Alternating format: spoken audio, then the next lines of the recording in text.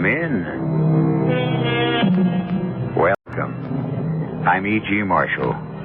Come in through the mysterious door which hides the secrets and sometimes horrors we dare not even think about, but which are nevertheless brought to the forefront of our imagination by the tale you're about to hear. A door, a simple door, shuts us out or lets us into a room. But such a room as we are to visit now is one perhaps we'd be better off avoiding. At least Stephanie Miller would have been better off if she'd never set foot in it again. Or would she? Maybe that was her destiny. Who can question what the fates have decreed? Mrs. Lanning, would you mind awfully if I just sat here in the room a moment?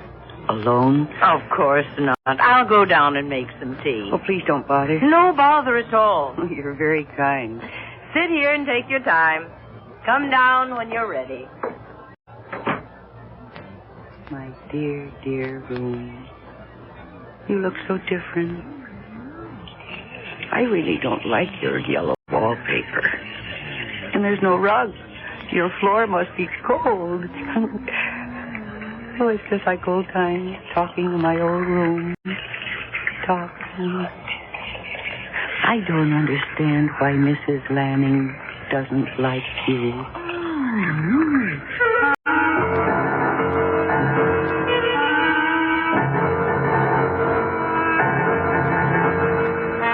Our mystery drama, Stephanie's Room, was written especially for the Mystery Theater by Bob Juran and stars Mercedes McCambridge.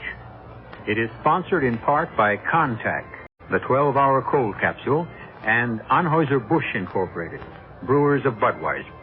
I'll be back shortly with Act One.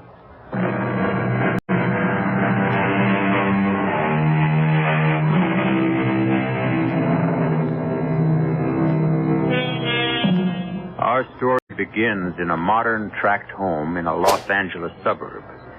Stephanie and Tom Miller are an average couple. Tom's on his way up in his advertising career, and for both of them, it means some sacrifices.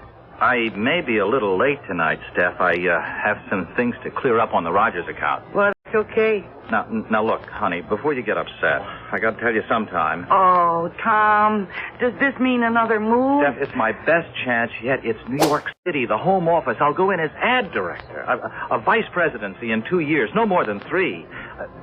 Look, it's the start of a whole new life. Tom, we came to Los Angeles chasing rainbows and vice presidencies. Well, and before that, it was Chicago. Honestly, we've had 3 different homes in 5 years. Well, this will be the last, I promise. Well, your career is important, but I'm so tired of living out of a barrel. I know. Look, we'll live anywhere you want. Maybe even your old hometown, if you like. Wasn't it in the suburbs? In Crestwood, yes. All right. Now, Steph, I swear to you, if anything does go sour on this deal, I won't move again. I'll take my chances in New York and we'll stay. All right, Tom. It would be nice to see the old house again.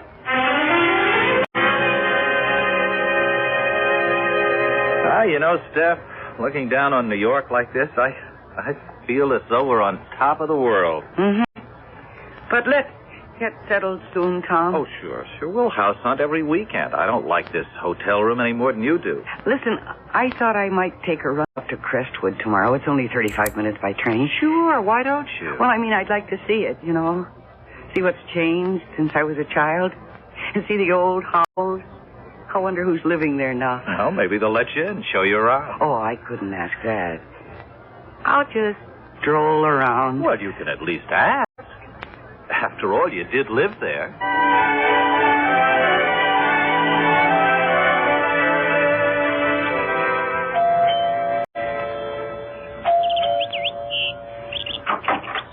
Yes?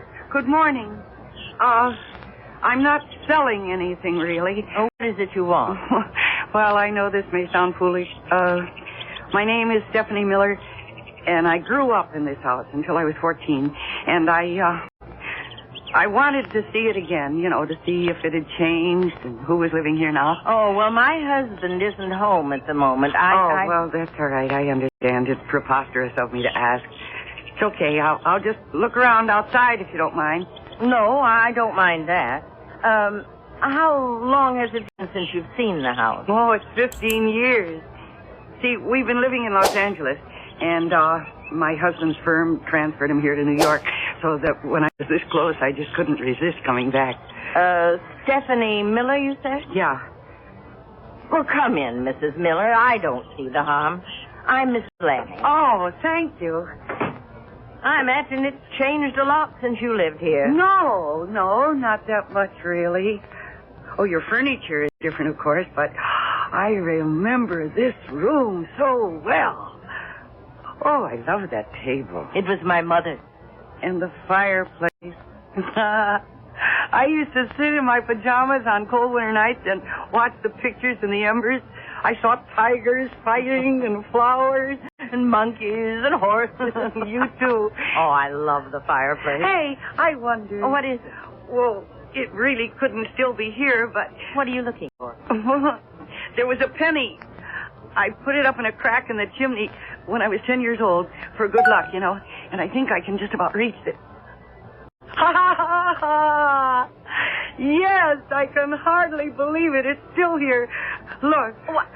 Isn't that amazing? Oh, golly. Well, do you like the house, Mrs. Lanning? Oh, I do, except... For what? Oh, nothing really. Now, come on, you want to see the kitchen. Okay. Oh, how charming, Mrs. Lanning. Thank you. Yeah. Of course, we didn't have the breakfast nook. My mother had a big oak table right here in the middle of the floor. Well, I like room to move around. And everything happened at that old oak table. Mom and Daddy'd sit there every night and they'd talk. And I can almost see my mother making her Christmas strudel now. One of those family conferences. I was always included in the minor decisions. Oh, you were an only child then? Yes. Gee, may I see upstairs? I'd love to see my old room. Oh, yes, if you like.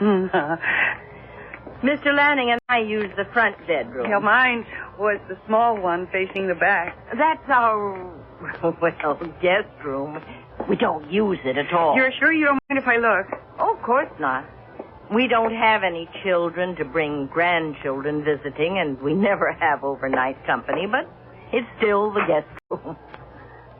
Oh, it's very pretty. Oh. I was going to use it for a sewing room, but... But what? Nothing. Is it the same thing you hesitated about downstairs? Well, yes, I've never been able to use this room. Why? I feel as though I'm not wanted. I'm not welcome in this room. But this is your house.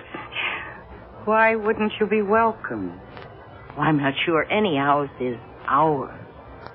We live in them, use them. But there are some things we can't ever own. Oh, I love this room. I even used to talk to it. Really. And Mother had white curtains with little bluebells all over them and a bedspread to match. And my dresser was over here, right next to the window. And then I had a little white chair. Don't you feel it? Feel what? With strangeness in here. As though we didn't belong here. Mrs. Lanning, would you mind awfully if I just sat here alone for a moment to remember? Why, of course not. I'll go down and make some tea. Oh, please don't bother. Oh, it's no bother at all. I'm enjoying the company. You're very kind. You take your time. Come down when you're ready.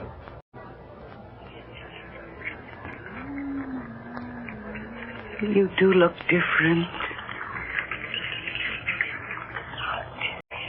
I really don't like that yellow wallpaper. And there's no rug. Your floor must be cold. Yes, it's just like old times. Talking in my room. Talking. I don't understand why Mrs. Lanning doesn't like to.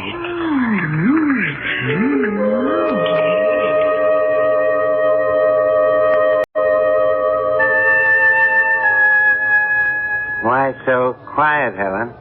I wasn't going to tell you about what happened today, but I must. A woman who used to live here as a girl came to the house today, and she wanted to see it again. And you let her in? Now, Will, she was a sweet, young... No, wait a minute. She asked to see the house with a story about having lived here? Yes. But don't you know what she was? A con artist. Oh, she used that story to get into the house. She looks around and makes note of anything valuable, and next time we're away, poof, she and her accomplice rip us off. Oh, now, Will, she wasn't anything like that. Oh, you're so naive, Helen. No, she remembered a penny she'd put in the fireplace chimney, and she reached in and pulled it right out. Oh, sure. She had it in her hand all the time. It was a trick. Well, she knew her room, the one I can't stand. Oh? That was her room, was it? Yes, and she described just how it looked when she was a child. I'm calling the police. No, wait, Will. Now listen to me. After she left, I went up to that room. Something strange happened there. Oh, Helen. I mean it. There's a totally different feel to that room. I don't know what it is, but it's as though the room were alive.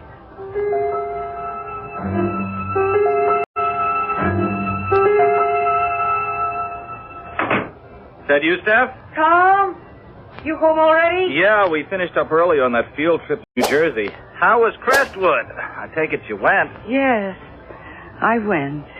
Oh, you don't sound enthused. Who's living there now? Oh, there's a retired couple. I only met the woman. She was very nice. Oh, Steph, what's the matter? Were you disappointed? No, not disappointed. I was puzzled. About what? Well, I went up to my old room, and I sat there for a while, and I had the oddest feeling that the room remembered me, that it didn't want me to leave. Only rooms really can't remember. And then all the way home on the train, I kept thinking, knowing, really, that I have to go back there again.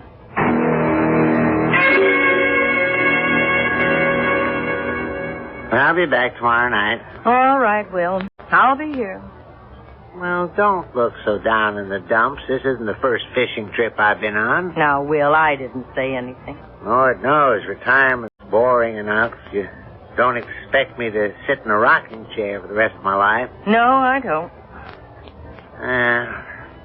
If only we'd had... no, I promised I'd never say that again. But you think it. And I feel it. But we've stuck together, Will, even without children. There must be something for us. I'll be back tomorrow around 6. Uh-huh. I'll have dinner ready. And listen, Helen, if that woman comes around here again, don't let her in. Call the police. All right, whatever you say. Oh, good luck. Bring home a trout dinner. If only we'd had... If only we'd had... Our whole lives have been nothing but if only. Only I could make Will believe me about the room. I know there's something different there. Something happened when that girl came back here.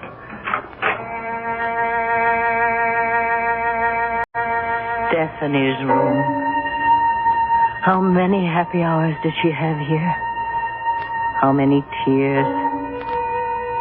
How many hopes? Sing a song of sixpence, pocket full of rice, 420 blackbirds baked in a pie. When the pie was open, the birds began to sing. Now was a dainty dish to set before the king. Backward, turn backward, O time in thy flight. Make me a child again, just for tonight.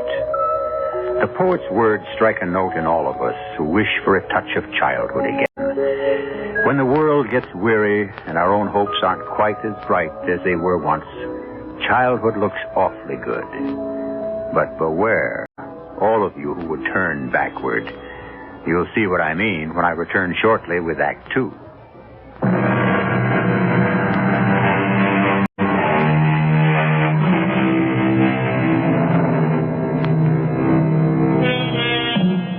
Another poet and novelist, Thomas Wolfe, told us, you can't go home again. Nothing stays the same. And the old familiar things just aren't as we remembered them. And how often they prove to be so disappointing. But for Stephanie Miller, going home again, rather to the house in which she had once lived, was proving to be a compelling experience.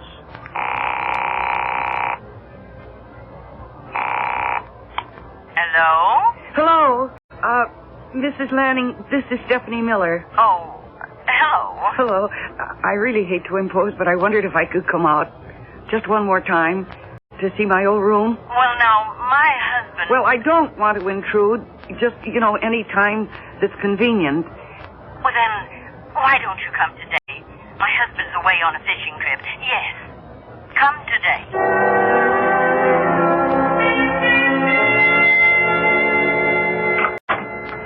Come in, Mrs. Miller. I'm really glad to see you. Thank you. And please, call me Stephanie. All right.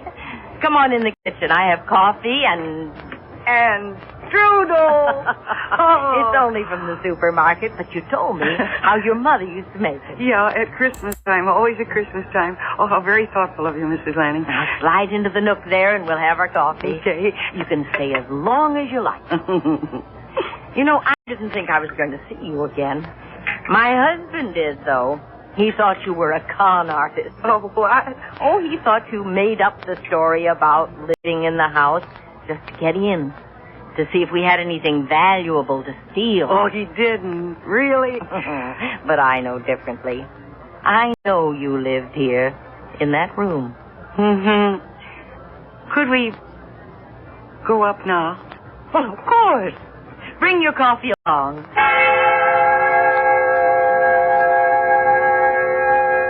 I feel so peaceful in this room. Really, it's almost as though I'd never been away. My husband won't believe there's a change in the room. Do you know that I was never afraid of the dark in this room? Mama would put the lights out, and then I'd begin to see the shadows start to form, and they were always friendly shadows.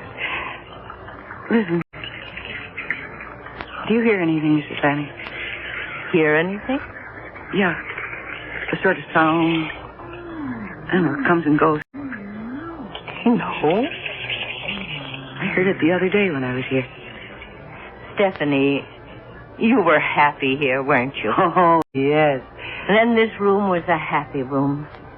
I think that the room is glad to see you. Well, I suppose if we love a house or a room, it just naturally has love in it. Responds, Stephanie. It responds. That's why I want you to come and visit any time you want. Mm-hmm. You love this room. And your presence, it changes things. Well, that's kind of you, Mrs. Lanning. But I guess this will be the last time, for a while at least. Tom and I have so much to do, finding our own place and getting settled. But I tell you what, after I'm settled, I'll drop out maybe once a month or so to visit. Oh, I hope it's sooner.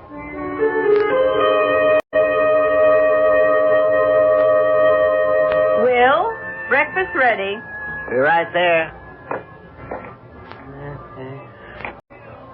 What? I'll be darned. When did she do that?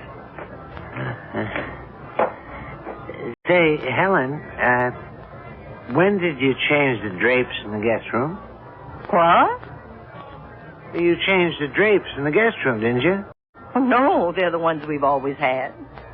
Oh, that's funny. They look different. Oh, I admit I'm not as observant as you'd like me to be. Well, maybe they were gray all along. Gray? That's what they look like to me. Well, the chartreuse. Well, maybe they faded from the sun. But it's not a big issue. Forget I mentioned it. After breakfast, I'm going to march you upstairs and show you the difference between gray and chartreuse.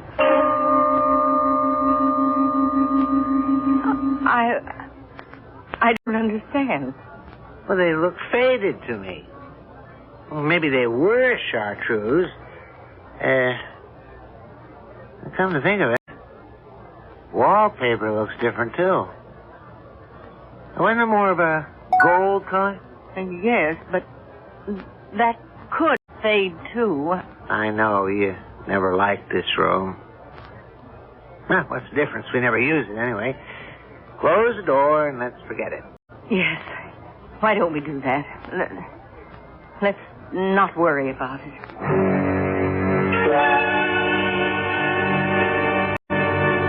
I'm so glad you came, Stephanie. Do you remember what color the drapes and walls were in the guest room when you were here last? Yes, I'm afraid I do. I'm afraid that I didn't... Well, I mean, it just isn't my style. What were they? Well, the drapes, they're chartreuse, and the walls are sort of gold. Good. That's what I wanted to know. Come with me to the room. Why, what is it, Mrs. Lanning? I think you're in for a surprise after you see the room. Oh, this is so mysterious. Oh, you'll see. Oh, Mrs. Lanning. Where did you ever find them? Why, I didn't. But they're my drapes. White with bluebells. They're exactly like the ones Mother had made up for me. But they weren't like that. Oh, yes, you must have searched for days to get them so exact. Oh, but I didn't. I don't know what to say. You did get these drapes for me. Because I told you Mother had white drapes with a pattern of little bluebells. Well, I thought... Oh, Mrs. Lanning, you are a beautiful person. Stephanie, what color was the wallpaper in here? Do you remember? Pale blue. Yes, to pick up the color of the bluebells. Pale blue. That would be right, I guess. But these walls are a dingy gray. Weren't they gold last week? They were. But Stephanie, the next time you come, I promise you, they'll be pale blue.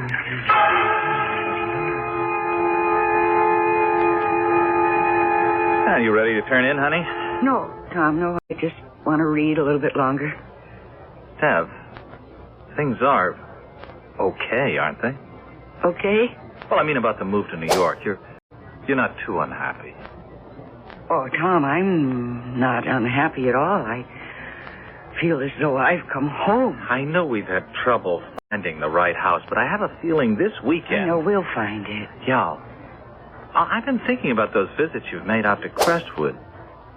Would you want to live there? My old house? Oh, no, never. But you seem so drawn to it. Well, I mean, it's a nice place to visit, but I wouldn't want to live there. No. Oh, Mrs. Lanning was sweet to put up the drapes like I had as a child, and now she even wants to change the wallpaper, but I don't want that, Tom. I want our own place, brand new, for us alone. Mm-hmm. And the kids. And the kids, I can hardly wait. Well, neither can I. Okay, I'll see you for breakfast. Yeah, I wouldn't miss it. Good night, honey. Night. Oh, where was I? Here we are. Roger leaned across the table. Lois, please come with me, he said. I can't. Oh, I don't want to read anymore. I'm going to go to bed. What? What's that? Yes. I'll come back. I'll come. Of course. Don't worry, I'll be there. You know I'll be there. Stephanie. Huh? What are you talking about? Talking? I wasn't talking. I was reading. Well, Steph, I heard you talking in here. No, I wasn't. I mean, maybe I was reading out loud and you didn't know it. Look, why don't you come to bed? Well, I will in a minute or two. Okay, but I think maybe you've read enough. You're starting to dream out loud. Well, I'll be there in a minute.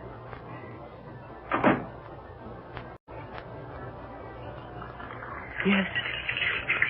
Yes, I hear you. And I'll come back. I'll come back.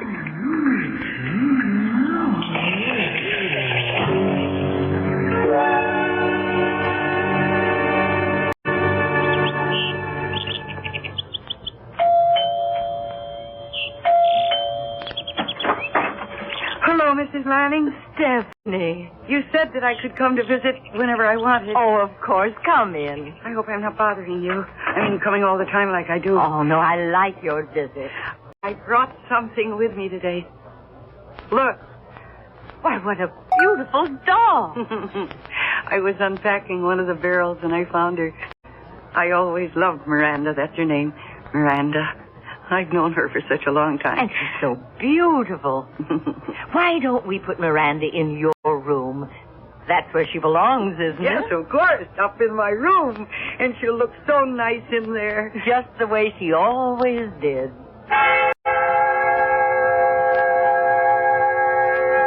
I always kept Miranda on the bed. Like this. Stephanie, could you call me Mother? Mama? Yes, Mama. Mama was tall and young. And she had brown hair. And such blue eyes. I have blue eyes. And such a smile. Mama was happy all the time. I could be happy if only... Mama had brown hair. Stephanie, look at my hair. Look at my... Mama loved to sing, too. She taught me many songs. My hair is brown. When we're together in this room, it's any color I want it to be. This is my room. Yes, it's your room. It's always been your room. Your room with the drapes of bluebells, the blue wallpaper, and now Miranda. It's your room because it wants you. It remembers you. And for the first time in my life, I feel I belong somewhere. Here, in this room with you. Sing to me, Mama. Yes. Yes, I will. London Bridge is falling down, falling down, falling down. London Bridge is falling down. My fair lady.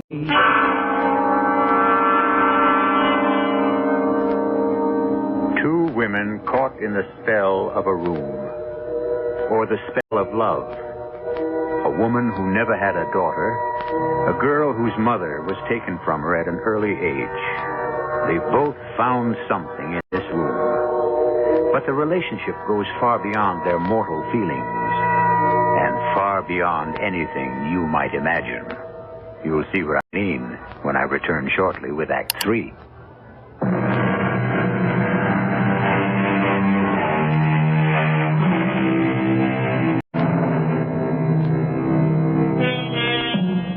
Let's return now to Stephanie Miller, who paid an innocent visit to the house of her childhood, and now feels strangely drawn to her old room.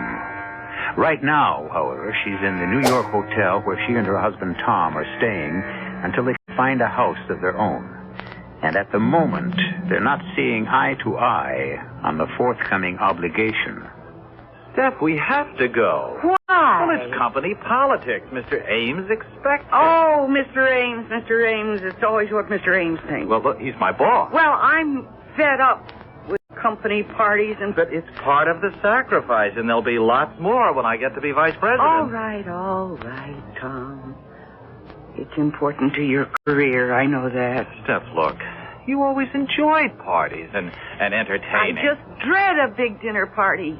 Having to talk to all those people. Well, it never bothered you before. All right, Tom, I said I'd go to the party. I'm just saying I'm not going to enjoy it. Now, look, go out and buy yourself the best dress you can find.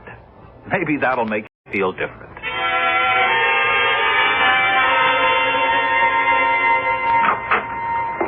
Why, Stephanie, what a surprise. I hope you don't mind my coming without calling again. No, of course not. Come in. Okay. Because I have something to show you. Oh, looks like a dress box. Yeah, it is. It's my new dress. It's for the party. Come on up to my room. I can't wait to show it to you. I haven't been to a party in such a long time. Oh, I hope you like my new dress. I picked it out all by myself. Oh, Stephanie, it's beautiful. Yeah. It's my first formal. Oh, I'm so excited. Imagine me in a formal. Try it on. Let me see. Okay, I will. There were 2 of them in the store, and I liked them both, but I had a hard time choosing between them. You think I picked the right one? Of course you did. Why, nothing could be prettier than this. You really like it? I do. Look, I like the way it swirls. Watch, see? Hey. Yeah, I hope my date likes this. His name is Tom, and is he groovy? He'll be the proudest boy there. Yeah, I'll bet Virginia will be so jealous, because her mother is making her dress, and her old date doesn't even have a car. Now, you shouldn't act that way with a friend, Oh, you're always Stephanie. saying things like that. No, really. I like Virginia okay, but I'm glad that I've got a new store-bought dress and a date with a car. Hey, I got to get out of this thing and run. Where are you off to now? Well, see, there's this new record I got to get, and I promised Virginia I'd bring it over. So, will you be an angel and hang this up for me? Yes, of course. Oh, no, wait a minute. Put it back in the box. I got to take it with me. Well, whatever you say. Oh, I'm so glad you like the dress. It's lovely, Stephanie. And I appreciate your coming so far to show it to me. Well, it's fun to share things with people we like. I really dread going to that party, though. Well, in that dress, you'll be the hit of the evening. And that'll make you feel different.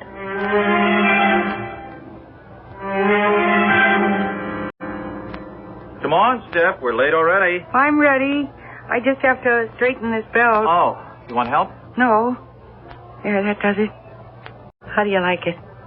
Oh, it's pretty. Just pretty? Well, the style, it's a little young for you, isn't it? Oh, you mean young for me?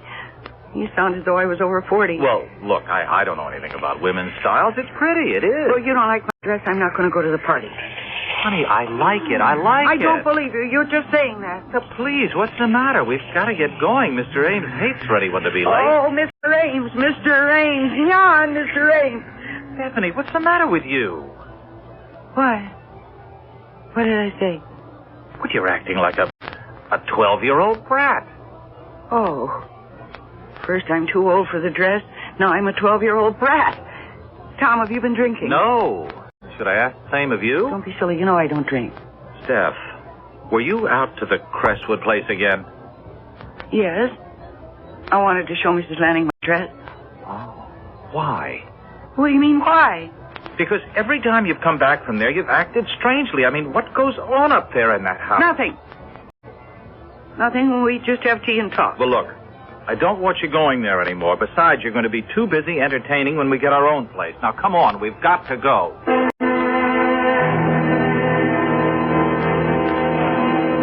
Mrs. Miller, a pleasure to meet you at last. How do you do, Mr. Ames? We're very fond of Tom at Connecticut paper. With us only a month, and already I can tell he's executive material. Well, that's nice of you to say, Mr. Ames. Oh, it's nonsense. You're on your way up. And I can tell after meeting Mrs. Miller, you have the last and most important asset. Charming wife and hostess. Oh, I wouldn't be where I am without her. Oh, come on now, gentlemen. You're going to turn my little old head. Well, go on. Enjoy yourself. Dance. I'll chat with you later. Go ahead. Well, Dad, Steph. all right. So, what do you think of Mr. Ames? Well, he's very nice. He's forceful, I can see that. Oh, yes. He knows what he wants. Uh-huh. And he seems to want you. Well, look, I'm grateful. It's my big break. Tom, maybe New York was the right thing. I know it was. Hey, Steph, have you been on a diet or something? On a diet, me? Yes. You seem so much lighter and smaller. I can feel it. No, I haven't been on any diet. And I'm not losing any weight. You just haven't danced with me lately. How would you know?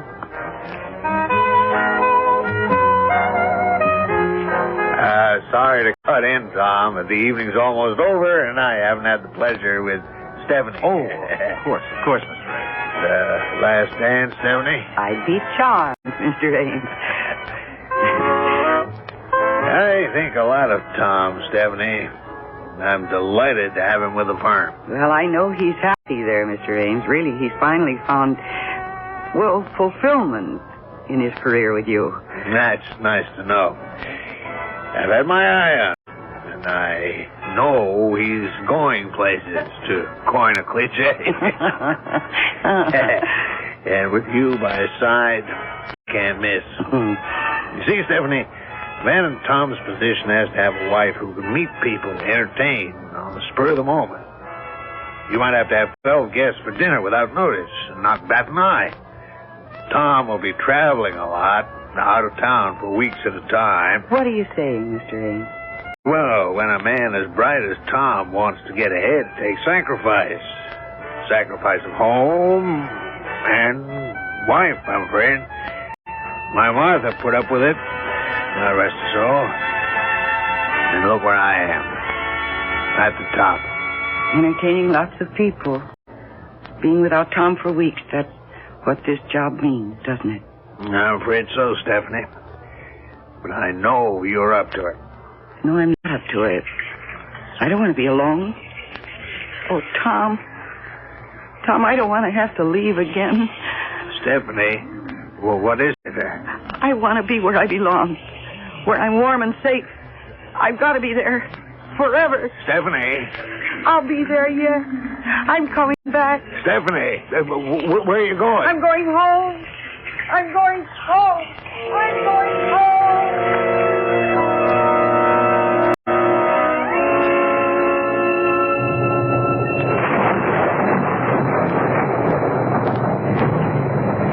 What's the matter, Helen? Oh, nothing. Why? Quiet as usual. It's the rain, I suppose. I always feel depressed when it rains. Helen, I've been meaning to ask you, you've been dyeing your hair? Dyeing my hair? Whatever for? Well, it looks darker than usual. You've been gray for years, and suddenly there's a brown streak in there. Oh, you're imagining things, Will.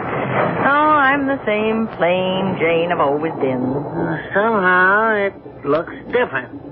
You really think so? Well, maybe it is my imagination. Oh, I'll get it. Hello? Hello, is this Mrs. Lanning? Yes? Mrs. Lanning, this is Tom Miller, Stephanie's husband. Oh, yes. Is Stephanie there? Why, no. Well, she ran out from a party we were attending, said she was going home, but she's not at our hotel and no one's seen her. Oh, dear. If she does show up there, Mrs. Lanning, would you call me right away? The Imperial Hotel in the city. What makes you think she'll come here? She's very fond of you and that house. I don't know what got into her, but she was apparently upset when she left the party. Oh, but it's such a night. It's pouring rain. I expect she'll turn up at the hotel. I hope so, but please, let me know if she comes to you. Oh, yes, I will. At the Imperial. Good night, Mr. Miller. What the devil was all that about? Stephanie's husband. What? He thought she might be here. He can't find her. You've been letting that woman in here all along? I've grown fond of her, Will, and it is her room. Was, you mean? Now, I'm putting a stop to the... What? Who? Stephanie! How did you get in here? Through the back door. I always come in the back door. Well, you... I'm going up to my room now. I'm going to my room. I don't feel very well. Good night. What's the matter with her? Will, I'm warning you. Stay right here. You stay here and don't say anything or do anything. And I mean that.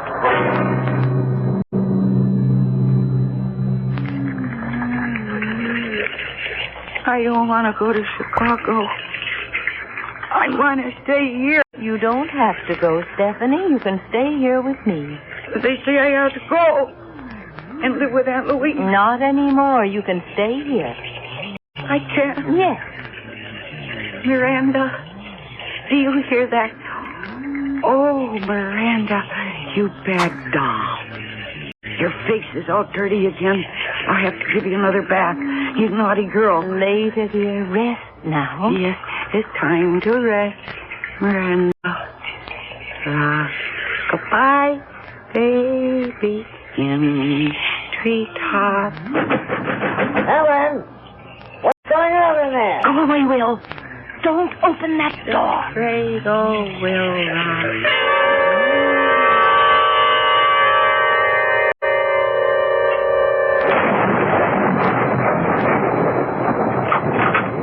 Oh, thank God you're here, Miss Miller. Mr. Lanning, thanks for calling me. I got a cab up from the city. I've been watching for you. I don't know what's going on. Where's Stephanie? Well, come on, follow me.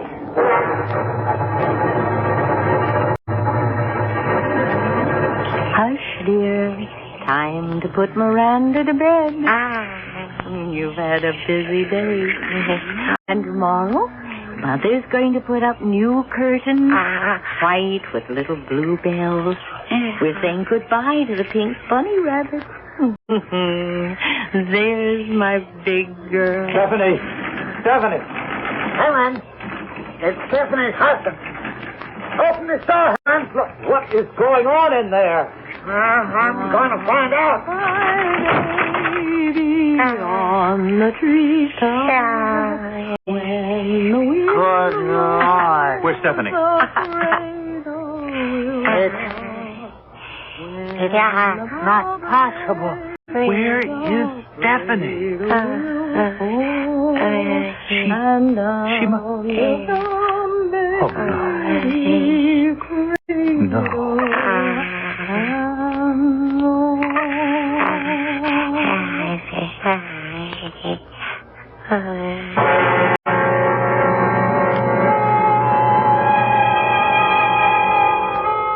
I'll admit that Stephanie's room was a bit unusual.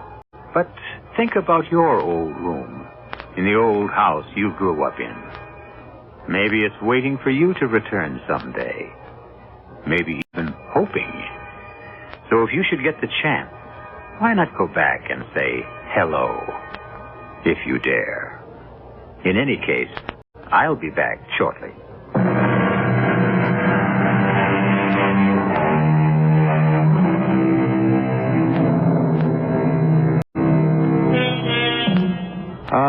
To be young again. We all search for that fountain of youth.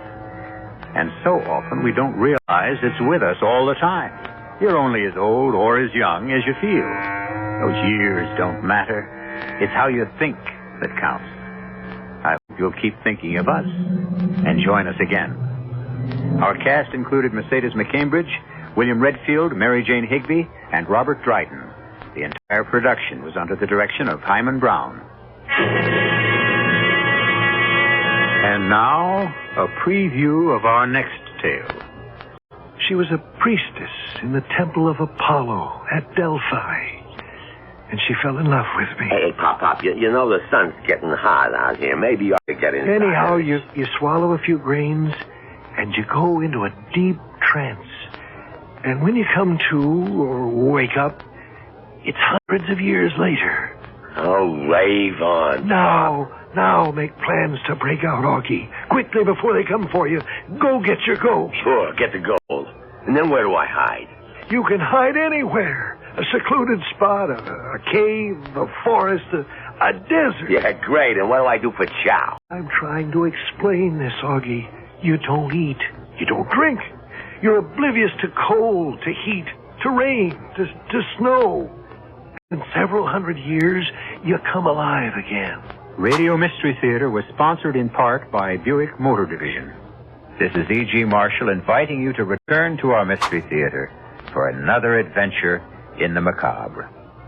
Until next time, pleasant dreams.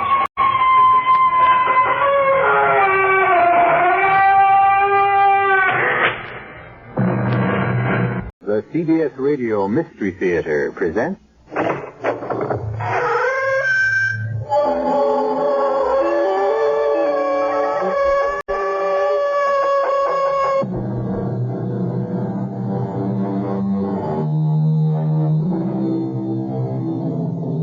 Come in. I'm E.G. Marshall. Welcome to Mystery and Tragedy, and the one redeeming feature of disaster. It seems to bring out the best in the survivors. It all began, or did it end, with the reunion of an old lady and the last of her relatives, a granddaughter she hadn't seen since childhood. A place? Stratfield's busiest department store, Mayberry's. The time, 13 minutes after 1 o'clock. If you're superstitious, you could read that in Army or European time.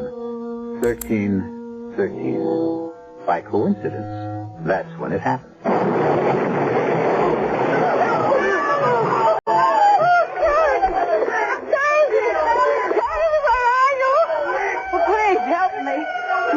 They're burning. I can't see.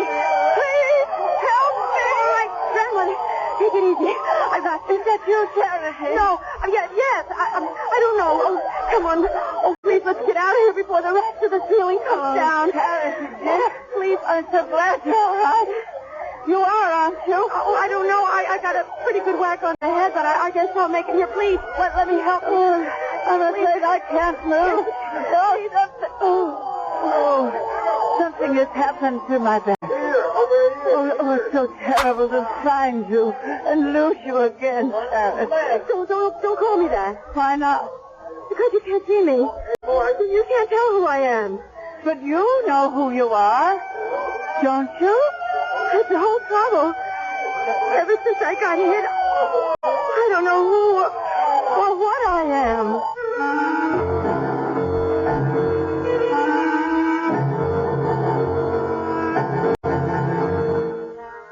Our mystery drama, Charity Is Never, was written especially for the Mystery Theater by Ian Martin and stars Virginia Payne and Rosemary Rice.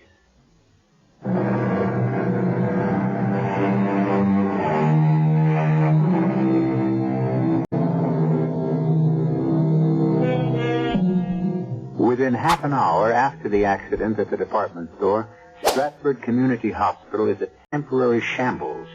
The constant arrival of ambulances, the whoop-whoop of police sirens, the hysteria of the less badly hurt, the moan of the burned, the hustle and bustle of doctors and nurses competently handling the emergency are a background to a quick meeting between Dr. Mark Banning, Chief of Staff, and the hospital chaplain, Dan Walters. Any injured, Doctor? Enough. And too many killed. Till phone service is restored, we won't know how many. Excuse me, Dan, nurse? Expect upwards of 100 casualties. Refer all ambulance to Dr. Fleming. Free out to go to staff lounge. The ready room in the corridors are jammed already. That's all for now. Yes, Doctor. Hope we won't need you, Dan, but I'm afraid we're going to. The minister not only offers solace to the dying, but prayer and comfort to the living. Of course. I'm sorry. I didn't mean... Oh, thank heaven, communication again. You want to get it, Dan? Yeah. Carrying in someone who looks like emergency. Can do. Anne! I'm glad to see you. Are you all right? Don't worry about me. But you were going shopping at Mayberry's this morning. Well, I couldn't find the right thing there for Mother's birthday, so luckily I was a few stores away when the explosion went off. I know what caused it. A new boiler. Improper installation. Pressure backed up somehow and blew Mayberry's ground floor to ribbons. Thank heaven you weren't there. Well, thank heaven I was near enough to be of help. But I appreciate your concern, Mark. I ought to be concentrating more on the patient. What have you got there? Mrs. Chandler. Flash burn, both eyes. I don't know how serious. Also, she was hit by a heavy beam falling. Back. Broken? Possibly. But it's more complicated than that. Possible renal failure. I'm sure both kidneys are crushed. Charity, I got to go back to the store. Find my granddaughter. That's all I have. Please. We'll find her, Mrs. Chandler. She was there. I talked to her. Where is she? You rest here. Who is that? Who are you? Dr. Logan. Dr. Ann Logan. Oh. Now you rest and we'll take it. Charity, please. I need Charity.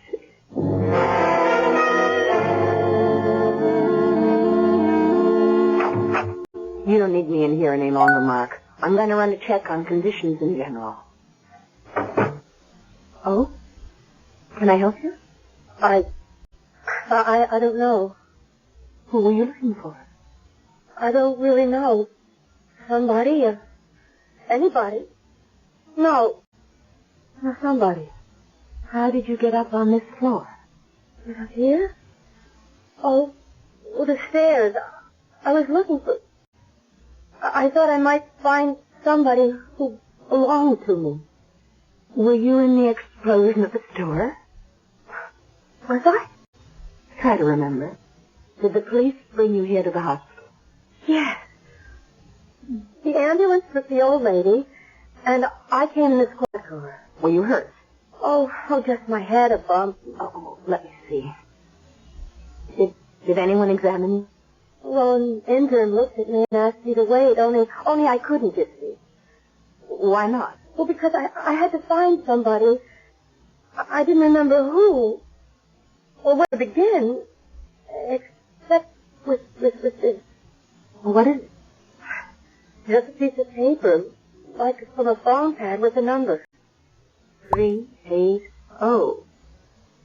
What do you think it means? A room, maybe? There's no such room number in this hospital.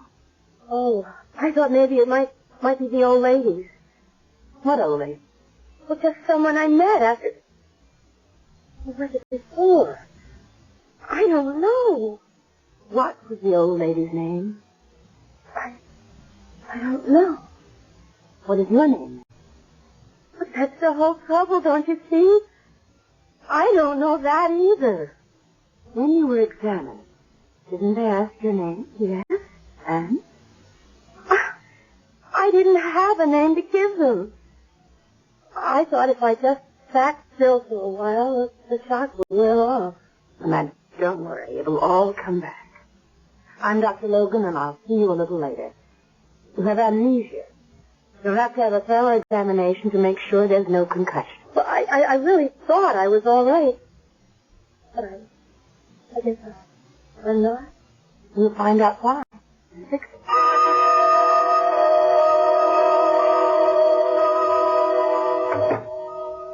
How is your patient, Mark? Not too good. How's the situation outside? Not so bad. Everything under control, more or less. One of the rough days, though, for all of us. And for Mrs. Chandler here. It's an unlucky room. We've lost a patient in the other bed. Are you going to lose Mrs. Chandler? Oh, we're waiting on the VU and some other tests. I don't think she's operable. Have her under heavy sedation now. How she can last more than a few days. Sweet old girl. Pity. How's your life? Tolerable. Until I can get you to think at least the same of me. A pity? No.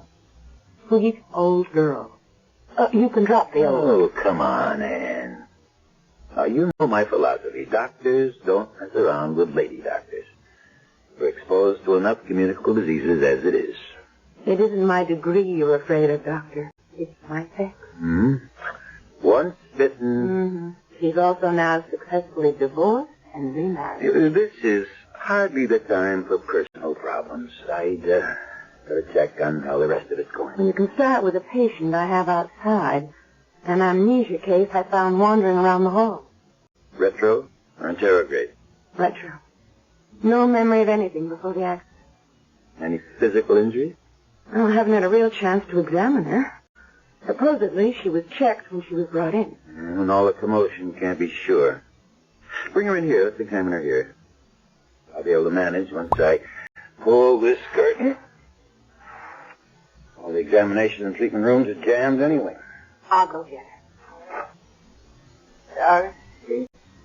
Dorothy. Mrs. Chandler, try to rest.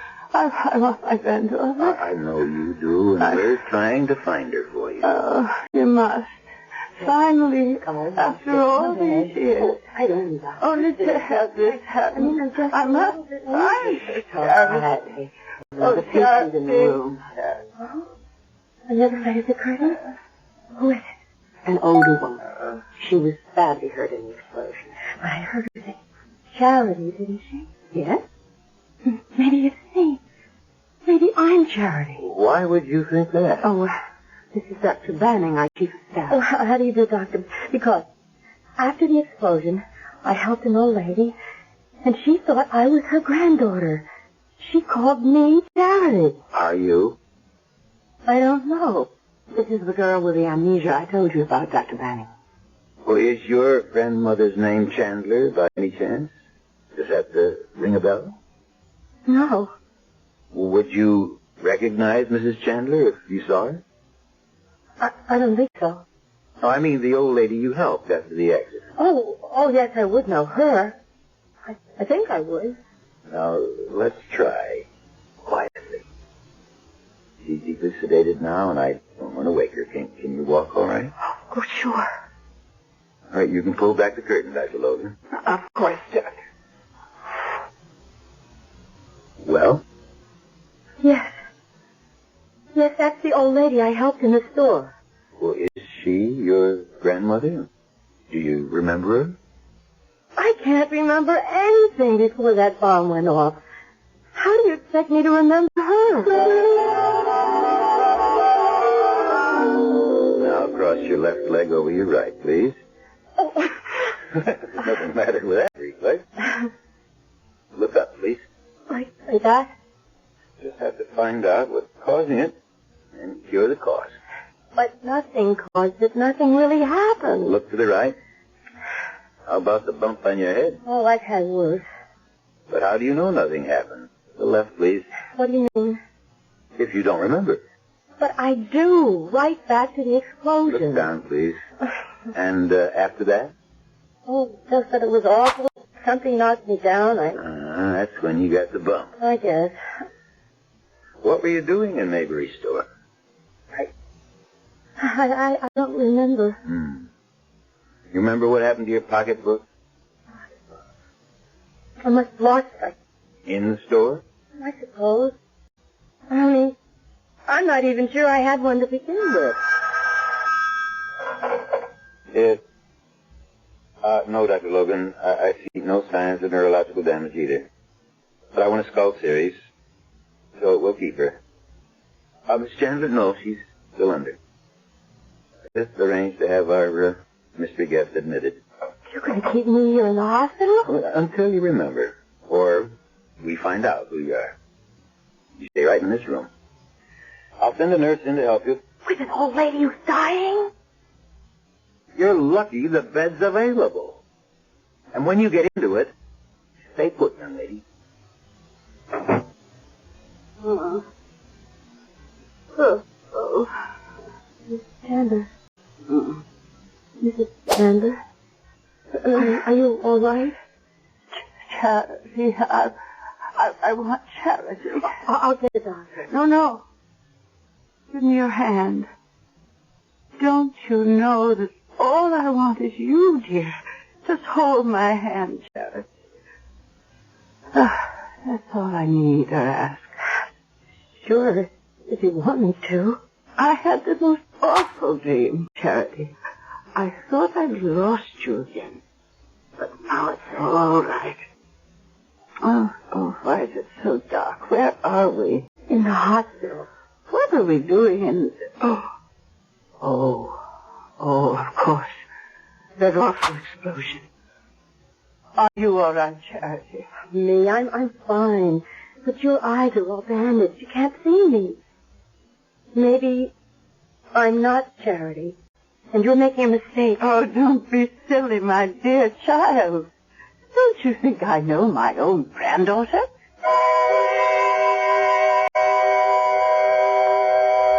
In the bed, the old lady, her eyes bandaged, lies breathing quietly, holding the girl's hand. Debbie's face, watching her, is a kaleidoscope of emotions, hard to read. Hope, fear, disbelief, or just simple prayer for a way out of a maze of bewilderment. We certainly won't even begin to know the answer to any of these questions, at least until I return shortly with Act 2.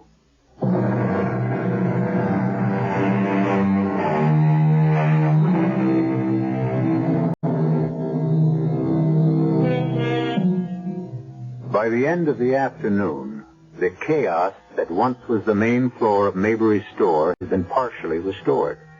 The police and fire departments have made their reports, and an army of workmen are busy boarding up windows and beginning repairs. The emergency is over, except for what human misery it has left in its trail. Reverend Dan Walters has made a personal trip to the store, to the police, and to fire headquarters to collate all the information and bring it to Dr. Mark Banning. 151 casualties also. Everyone accounted for? With 2 exceptions. There's no trace of Mrs. Chandler's granddaughter, and no idea or clue who the girl with amnesia is. Unless she is Charity. That's right. How old was the granddaughter? According to neighbors the police contacted, somewhere in her middle 20s. Any pictures? Quite a few, all taken over 10 years ago. Mrs. Chandler hadn't seen her granddaughter since she was in her early teens. Mother married a pretty rough guy named Whitman. I don't know what went on, but the kid spent quite a bit of time in a wayward girls' school. When she got out, the father had taken off. And I get it, the mother was pretty sick, maybe on drugs. Charity took care of her. Well, what did Miss Amnesia look like in the snaps you saw? See for yourself. Pretty, fair complexion, light hair. And in these 2 color prints, her eyes look brown. Dan, why do you question her identity? I mean, do you think it's just some wild coincidence? I'm not much of a believer in coincidences, Mark. I'd rather go with you and accept Charity at face value. The Lord makes a lot of plans. And one way or another, he just may have blueprinted this one. I just don't understand you, Anne. Meaning she's faking? I don't know. But why no pie, no matter what the occasion? Meeting her grandmother after all these years, no recognition. Most of all, I guess I don't think the girl herself believes she's Harry. Well, Dan thinks after talking to her earlier, she's ready to accept that fact.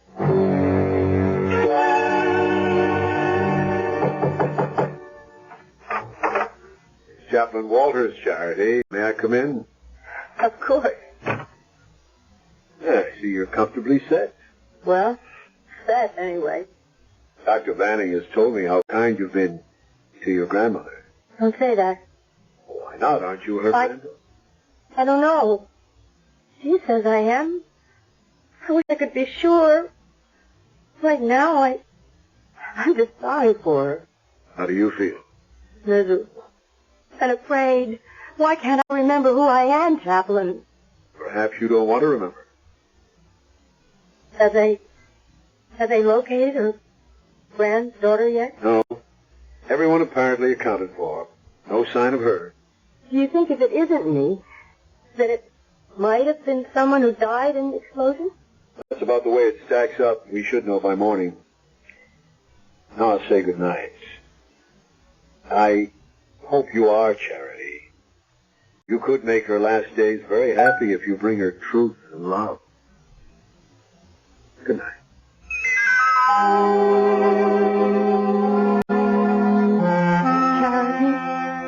Charity, are you there? Yes, I'm here. Oh, are we alone? Yes.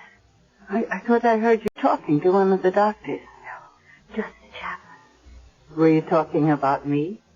Sort of. Have you talked to the doctors about me? Well, not really. About whether I would ever see again? Well, too soon for them to say. No, Charity, dear.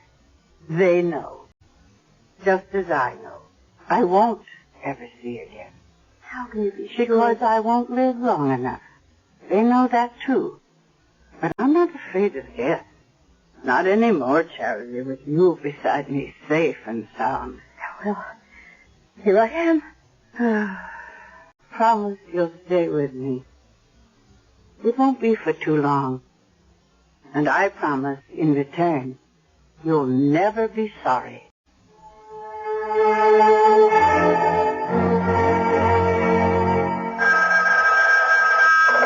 Dr. Banning. Yes. Who? Chaplain Walters? Sure, send him in.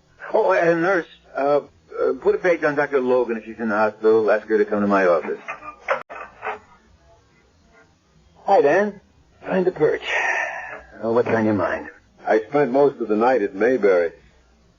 I didn't find anything at the fire sale that did anything for me, but I turned up some evidence like this. Pocketbook with a wallet inside it.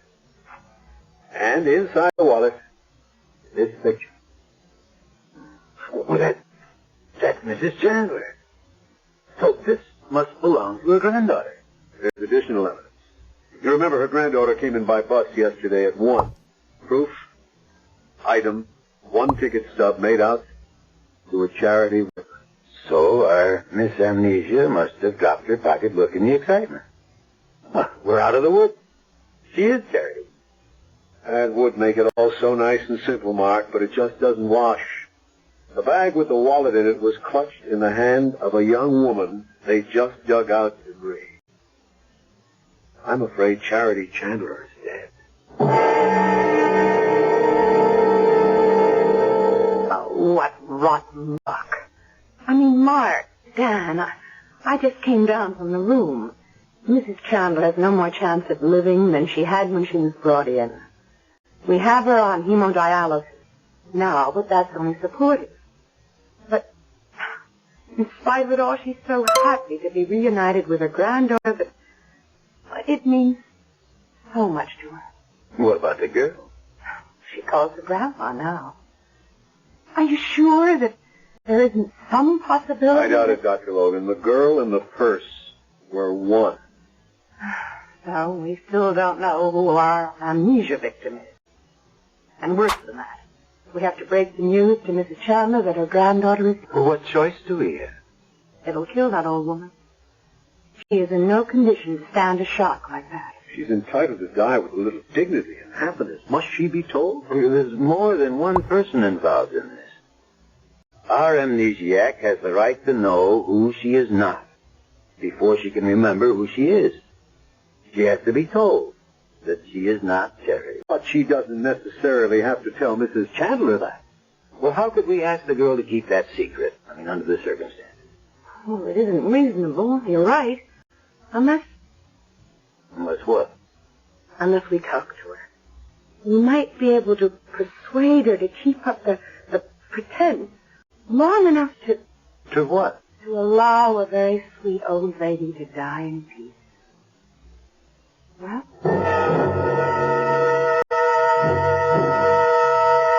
You wanted to see me, Chaplain? Yes. Forgive me for not coming up to your room. No, I'll close the door. Hello, Dr. Logan. Won't you sit down? I hope I won't be away too long. I don't like leaving Grandma alone. Grandma? Yes? I've made up my mind. Or rather, she has for me. That you are Charity Whitman.